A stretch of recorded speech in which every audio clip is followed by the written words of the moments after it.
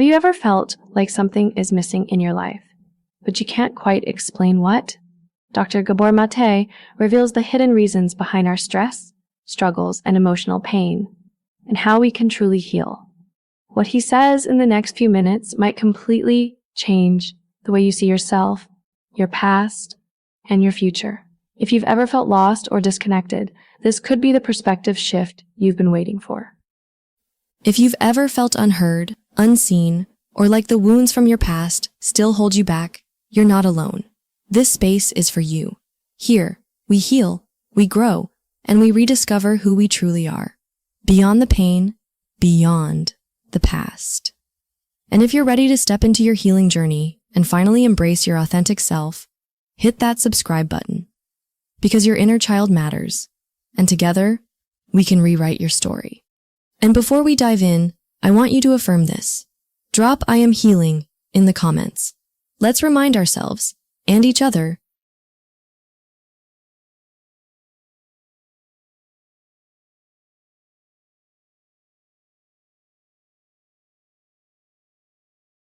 we were connected to our gut feelings. There's a lot of things we wouldn't be choosing.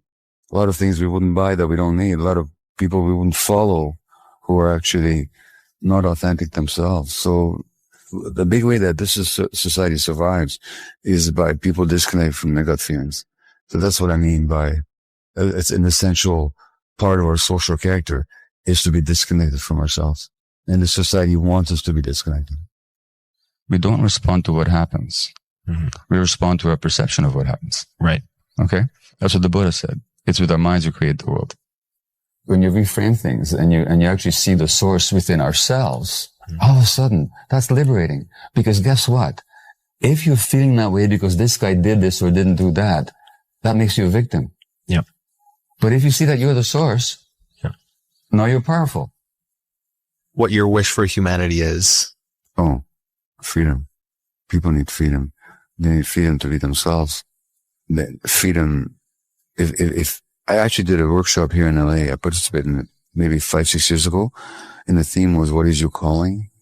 And by calling, I didn't mean what profession you choose. What calls you? And when you leave the earth, or when you return to the earth, what would you have wanted to have contributed? So I really got that my calling is that people are free. And so this book, it's all about liberating people, or helping people liberate themselves, put it that way.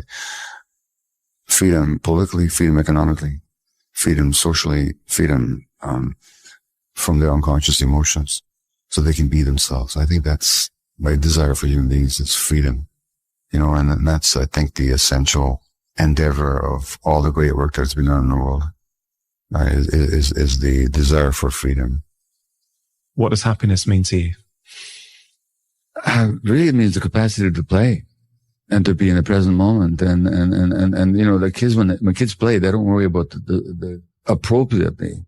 They don't worry about the war, wherever, or climate change. They're just playing in the moment. They're fully present to themselves in imaginative, almost hypnotically imaginative states. So happiness just means being in the present and being allowed to be, no matter what, to have that capacity to play.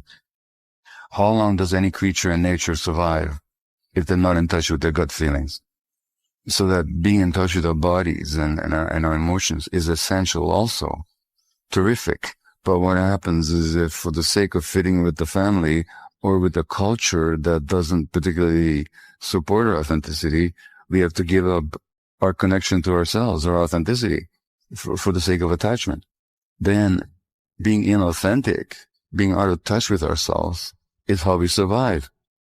We're afraid to be ourselves because we associate being ourselves with a threat of being rejected.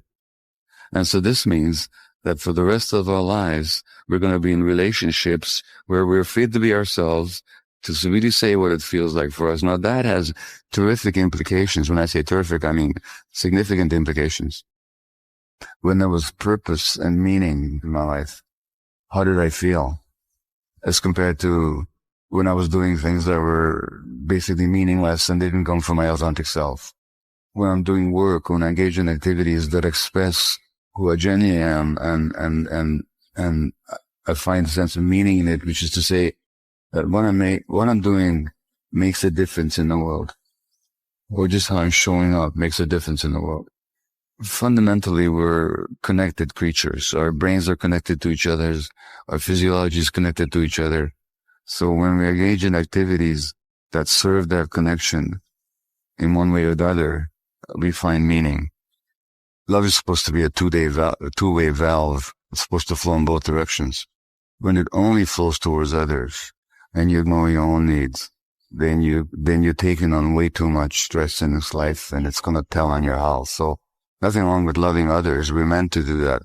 But when we're loving others by chronically suppressing our own needs, where we are always afraid of disappointing others, where our own needs are compulsively ignored, that's a quick route to disease. Social character is the personality traits that a society would seek to inculcate in its members in order to keep itself going. I've sort of updated that. Now, in Huxley's Brave New World, people are literally gestated in a test tube, and they're biochemically and environmentally trained and developed to fulfill certain roles and to be happy with those roles. No, we're not gestated in test tubes, and we're not mechanically programmed like that, but almost like we were. Because as Huxley points out in the Brave New World, the thing is to want to do what society expects you to do. So that what we end up wanting to do has got nothing to do with our own particular needs or true nature. It has to do with what the society expects of us. We have this idea that what is normal is also healthy and natural. And I'm saying that in this culture, the norm is neither healthy nor is it natural. In fact, the norm, I think, is making us sick. Number one. Number two, we talk about illnesses and of body and mind as abnormalities. I'm saying that illness in this society, given the conditions, is a normal response to an abnormal circumstance. We don't respond to what happens. We respond to our perception of what happens, to our interpretation of what happens. Number one. Number two, of all the possible interpretations, we choose the worst one. Yeah.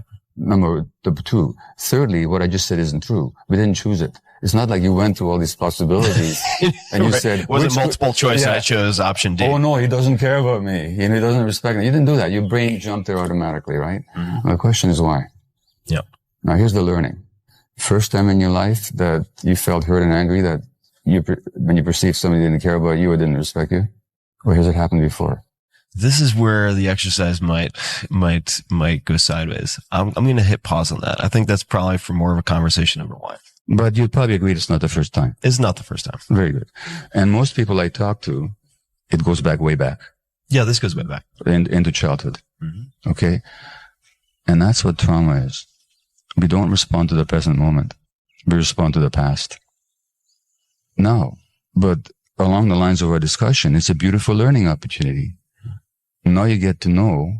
Now, what if you assumed for a moment that you're the most lovable, most worthy of care, most worthy of respect person in the history of the universe, and this guy doesn't do your home? What's your response? Any number of the other options, which does not trigger an intense negative emotional state. Yeah. None of those other options would trigger that. So something in you, I would argue, still believes that you're not worthy of care and respect. Mm-hmm. And that's what gets triggered. So who's the one that doesn't care about you, and who's the one that doesn't think you're worthy of respect? No, it'd be me. It'd be you. Yeah. So that's a learning. No, it is. And this is exactly what you're talking about. You're saying how these difficult things, how these problems are always teaching opportunities. And that's the beauty of healing. There's all the social expectations that you should fit in and think like everybody else thinks, or dress like they all dress, or behave like they all behave. So there's all these pressures not to be yourself. And then what happens is you get sick because the pain of not being yourself is too much. So how do you get back to yourself? Well, the good news is that the self that you abandoned all those years ago, not deliberately, not consciously, and it was never your fault. But what happens is that self that you disconnected from, which is the essence of trauma, is the disconnection from yourself. That never went away. It's still there. And it's talking to your body. So it's a matter of learning how to pay attention. And at some point, you have a decision to make. As a child, I had no choice. When there was a conflict between attachment here, authenticity over here, I had to choose. I didn't even choose because it's not conscious. I had to go with the attachment. And yes, if I'm authentic, I may lose some of my attachments. Some people who really liked me before will not like me. So you lose the attachment. And you have a decision to make. What would you rather have? Who would you rather have in your life? Them or yourself?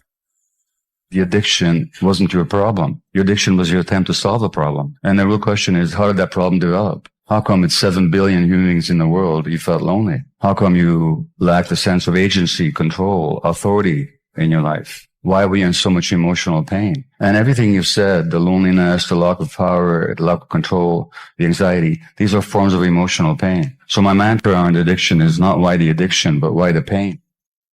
If the parents are in conflict with each other, there's a lot of stress, and the child just doesn't want to bother them with their own emotions. So now the child becomes the parent's emotional caregiver by suppressing their own feelings. So there's this conflict between attachment and authenticity. So in that conflict, attachment is going to win every time, and people suppress their authenticity. And specifically, if they weren't loved for who they are, they're going to work very hard to be liked. And if you want to be liked, just please everybody. Never say no, take everything on, be responsible for other people feel, never disappoint anybody. They're all going to like you, but nobody's going to love you because they don't know you. A child has a need. A child has an absolute need for what we call attachment. Attachment being the drive to be close to somebody so we can be taken care of. The human child being the most immature, helpless, underdeveloped, and for the longest period of time, creature in the universe, our period of attachment is very, very long, but especially in the early years, it's absolutely indispensable. We just can't live with it, can't survive without attachments. No mammal can, but least of all can human beings. So we have this need to attach, to be close to people so they'll take care of us. That's obvious. We have another need, though, that evolution gave us, which is to be, as you said, authentic. And authentic is not some fancy new age spiritual state. It's actually feeling your gut feelings. It's absolutely essential. You can't afford a high-priced therapist. Can you afford to read a book from the library? Lots of great books out there. Can you go on YouTube and listen to people talk about finding yourself in trauma? Can you take a breath? Can you go on YouTube and find some breathing practices? Can you take a cold shower? Because taking a cold shower can make a huge difference to your nervous system. Can you take a walk? Can you look at a tree? Are there online groups that you could join where you could have useful conversations with people? I mean, there's a lot of stuff people can do. So somebody will say, it won't work for me. Then I'd say, who's saying that? Which part of you believes that they won't work for you? And yeah, I'm sure that you've had lots of disappointment, but which part of you is convinced? Well, the part that is convinced that it won't work for you is the part that was hurt so badly in childhood that you saw no way out. And you're still seeing it through the eyes of that child. I think chronic regret is debilitating. It's a lack of self-forgiveness. It's also kind of egotism. It's quite something to recognize. I do recognize that some of the way I parented my kids, the way I showed up, I've often talked about this on your program too, wasn't the best for them, but it was the best I could do at the time. So it's not the question of justifying anything, but it's also not dwelling on the past. Mm-hmm. Regret is to dwell on the past. And what's the point? It's quite something to recognize that I did things that, had I known differently, I would not have done the same way. That's just learning. Regret is an emotional state of that values the past more than the present. And it accuses yourself of doing things for which you had no consciousness to do otherwise. So that's where I stand with regret. Yeah. That the capacity to be empathetic and to recognize the grief and to hold the grief does not obviate the capacity to be happy.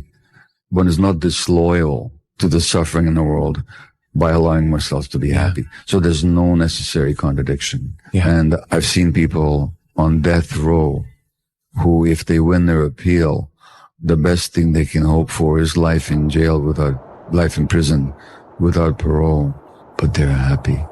And how do they become happy? Meditation, working through their traumas, having remorse for what they did, connecting with other people, and just connecting with the present moment. So addiction is a bad thing, right? And it's a sin, or it's a mistake, or it's a bad choice, or it's a disease. It's none of that.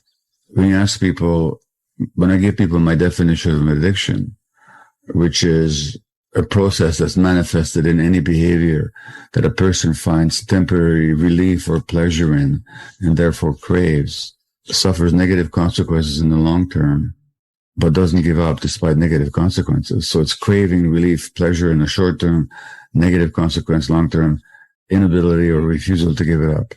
That's what an addiction is. Drugs, sex, gambling, eating, I don't care what. Look at the word depression. What does it mean to depress something? It means to push it down. What do we push down? We push down our emotions. Why do we push them down? Because it's too dangerous to feel them when they would threaten the attachment relationship. So the pushing down of healthy anger can lead you to autoimmune disease or cancer, neurological disease like ALS. And by the way, you know something? They've done studies. Even with people with ALS who express anger, they live longer than people with ALS who don't express anger. At the heart of all addictions, there's tremendous shame.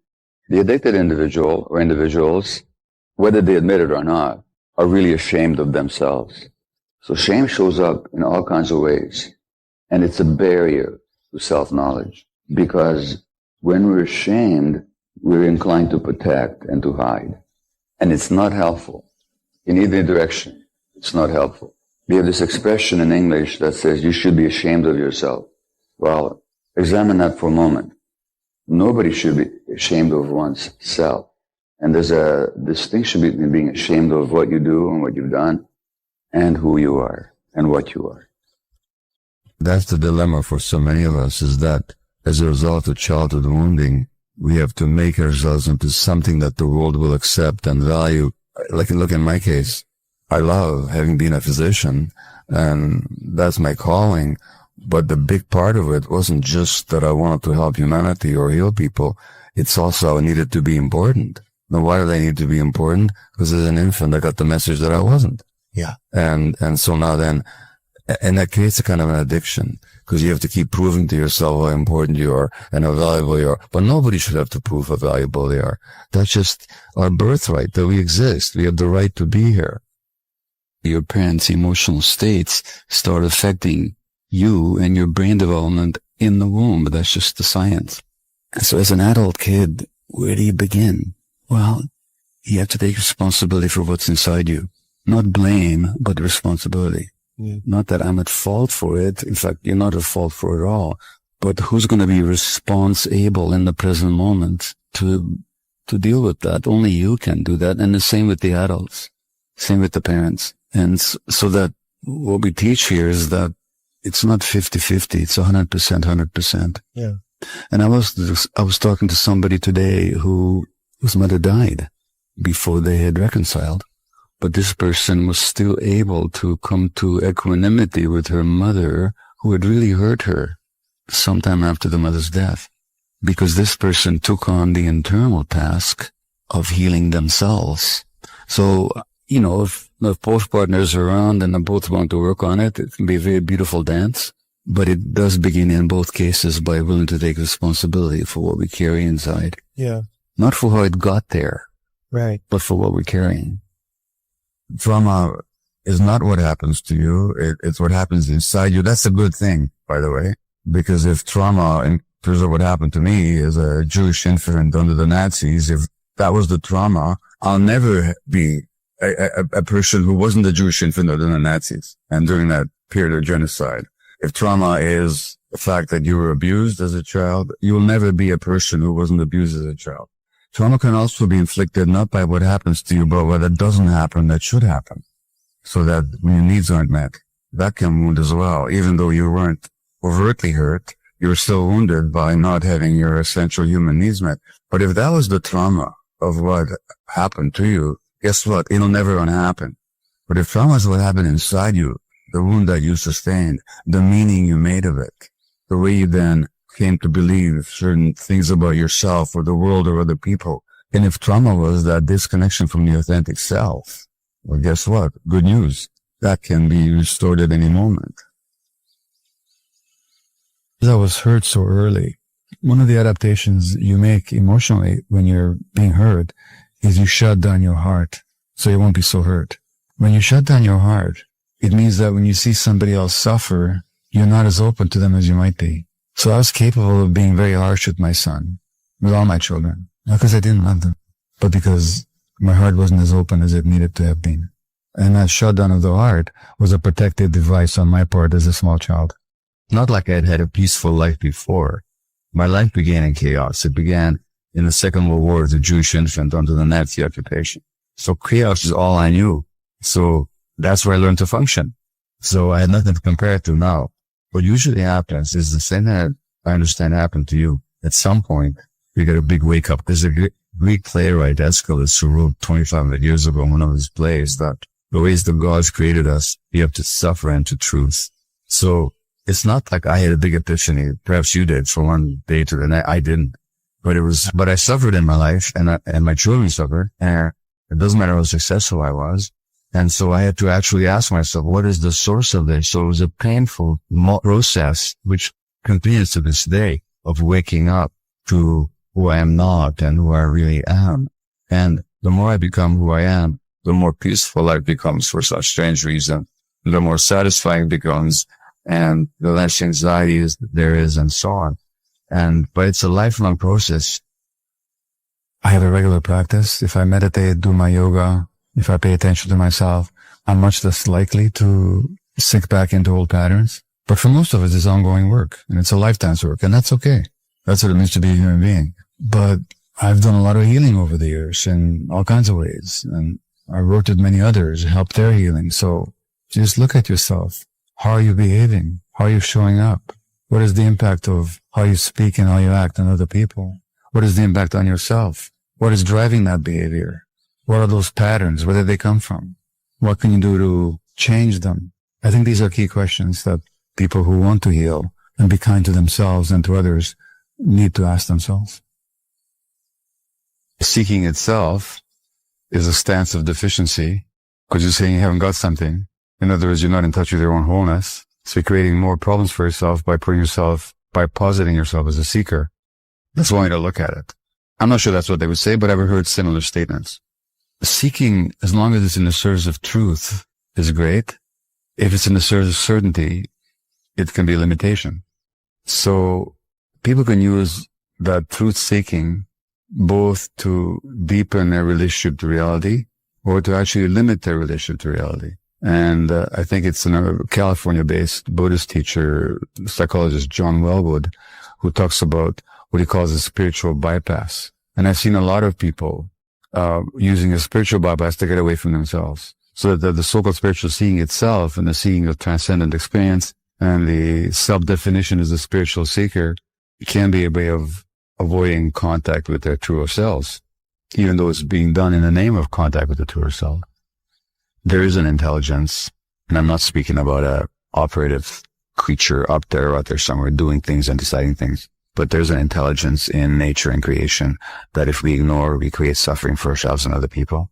And aligning with that intelligence and aligning with that connection is really what, whether we do so consciously or whether we do so because we're called to do that in ways that manifest compassion and connection and love. That's the way we're meant to be. And so the recognizing that and the striving for it is what I call spirituality. The paths are many. Some find it through religion. Sometimes religion is an obstacle to that. In fact, often it is, but it may be a conduit to it as well, depending on who and how and where. It's what people are seeking. Many other paths that are not religious, but fundamentally there's this spiritual nature that if we ignore, we're actually ignoring an essential part of ourselves. If you look at the scientific literature on what triggers people's stress, it's uncertainty, conflict, and loss of control, which pretty much characterizes life under globalized capitalism. Yeah. For a lot of people around the world. So when you say we need to make an effort to reduce stress, what I'm actually arguing is that stress is a very function of the particular system that we're living under. So that, yes, we can do a lot individually to recognize stress and to reduce it and not to generate more stress for ourselves as best we can. That's entirely possible and even necessary. But then there's also these broader conditions. I mean, it's hard to tell, advice, like a Canadian health expert said, if you don't want to get sick, don't be poor, don't get out, don't live near a railway line, don't get a job in a toxic industry, and go on lots of vacations to sunny climes. As an adult, if I were to intrude on your space in a hostile or threatening way, at some point, you'd want to get angry with me. My space, get out. That's healthy anger. So healthy anger is a boundary defense. It just keeps you from being invaded and being intruded upon. We have a circuit in our brain for anger. Anger is not the bad thing. All animals have a circuitry, all mammals have anger circuitry in their brain. Why? Because it helps them defend their territories. You're in my space, get out. It's healthy. In fact, it prevents conflict. Because if I mount a big anger display, we might not come to blows. So anger is a boundary defense, right? It's no longer a question of how do we try and get the other person to change, but how do we learn together to be in the present rather than coming from the past. And that's beautiful work. So that relationships, they can be hell, but they can also be the pathway out of hell if there's sufficient willingness and mutual support to do so. The more sensitive you are by nature, genetically, the more hurt you're going to be. Some of the worst criminals are the most sensitive people in the world. And by sensitive, I don't mean that they're aware and care for the feelings of others. I mean that they were born so sensitive that they were hurt much more easily than others. They felt more. When they were hurt, they felt more. The more they felt, the more pain they felt, the more they had to shut down. The more they shut down, the less compassionate and the more cruel they became. Once those of them that can work through their pain and their trauma actually become very sweet and loving people. And I've seen this repeatedly, and so have many others. Sensitivity is simply a trait that people tend to be born with. It's probably significantly genetically determined. And the more sensitive you are, the word sensitivity itself comes from the Latin word for feeling. The sensere means to feel. So the more sensitive you are, the more you feel. Now, the more you feel, of course, the more you absorb and sense and get in tune with the environment, which is what artists do. Poets, artists, actors, creators of, sculptors, actors, dancers. It's just like they have these antennae out that just pull in energies, which really promotes what you call the superpower of creativity. But that same sensitivity also makes them more susceptible to pain. Loneliness is always perception. There's a difference between being alone and being lonely. Alone is just a fact and that we can embrace and make decisions about. Loneliness has got an emotional charge to it. And that's very much a matter of perception. You can be alone and not be lonely. And you can be surrounded by all kinds of people and be completely lonely. So that depends, how open am I? How vulnerable am I really willing to be? What defenses have I erected around myself to protect myself that keeps me from really contacting other people? So I think we unwittingly generate loneliness.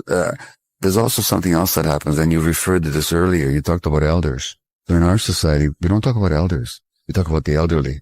It's not the same. In our society that defines people so much in terms of their economic value, we tend to discard people that are not perceived as having economic value either as producers or consumers. So this society generates a lot of loneliness just because of its materialistic values. The addiction wasn't your problem. Your addiction was your attempt to solve the problem. And the real question is, how did that problem develop? How come it's 7 billion human beings in the world you felt lonely? How come you lacked a sense of agency, control, authority in your life? Why are we in so much emotional pain? And everything you said, the loneliness, the lack of power, the lack of control, the anxiety, these are forms of emotional pain. So my mantra around addiction is not why the addiction, but why the pain. Of course, in today's economy, there are two reasons why people work hard. One is that economically they have to work longer hours or hold on to jobs just to make it. That leads to addiction because when people are stressed, they're more likely to become addicted. So, for example, the consumption of junk foods has gone up in North America since the economic crisis because the fats and the sugars in the junk foods actually release endorphins in the brain, which are the brain's opiates. So by stressing people, we're making them more likely to be addicted. And secondly, as the New York Times has reported in a number of articles, we're stressing families so children have less time with their parents, which interferes with their particular brain development, which makes them more prone for addiction as well. Now, at the heart of all addictions, there's tremendous shame. The addicted individual or individuals, whether they admit it or not, are really ashamed of themselves. So shame shows up in all kinds of ways, and it's a barrier to self-knowledge because when we're ashamed, we're inclined to protect and to hide. And it's not helpful. In either direction, it's not helpful. We have this expression in English that says you should be ashamed of yourself. Well, examine that for a moment. Nobody should be ashamed of one's self. And there's a distinction between being ashamed of what you do and what you've done and who you are and what you are.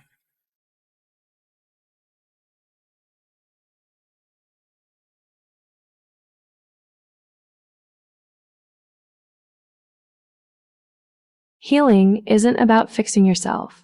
It's about coming home to who you truly are. If you've ever felt lost, disconnected, or burdened by past pain, remember, your true self has never left you. It's just waiting for you to listen. Every small step, every moment of self-awareness brings you closer to the freedom and peace you deserve. If this message resonated with you, let's build a space of healing together. Healing takes time, and you don't have to do it alone. If this message resonated with you, know that your journey matters. Be gentle with yourself. Keep exploring and surround yourself with support. If you haven't yet, subscribe and join this community. We're in this together. And before you go, comment, "I am healing," to affirm your growth. You are seen, you are valued, and you are not alone.